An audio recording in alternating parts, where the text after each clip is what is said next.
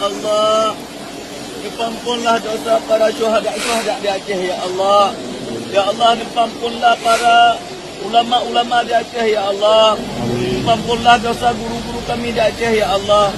Ya Allah, ampunlah dosa pejuang-pejuang di Aceh yang mereka syahid, ya Allah. Amin. Yang mereka berjuang ke Tanyo, ya Allah. Lebih Aceh lebih makmur, lebih Aceh lebih sejahtera. Tapi ketika mereka berjuang, mereka syahid dalam medan tempur, ya Allah. Ampunlah dosa para syahid, para syuhada urung-urung Aceh, ya Allah. Ya Allah, ampunlah dosa urung-urung Aceh, ya Allah. Ampunlah para dosa-dosa Kombatan yang selama ini nasilap nasalah kepada Ron, ya Allah. Ya Allah, tidak ada manusia yang tidak berdosa, ya Allah, kecuali hanya satu, yaitu Rasulmu Nabi Muhammad sallallahu alaihi wasallam, ya Allah. Ya Allah, ampunlah dosa-dosa kamu, ya Allah.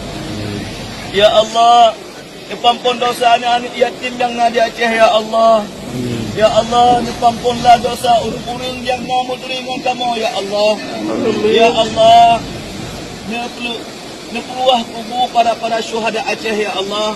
Nepeluah kubu para urung-urung syahid, para kombatan-kombatan GAM yang lawak yang berjuang demi Aceh, ya Allah.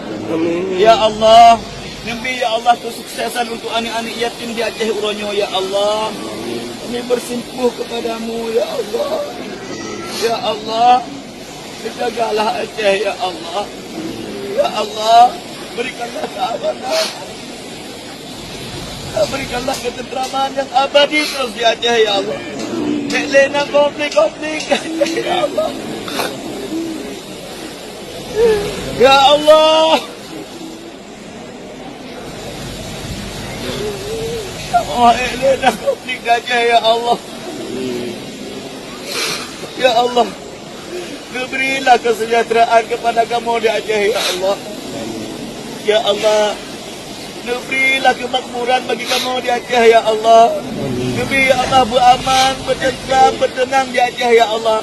Berilah konflik, ya Allah.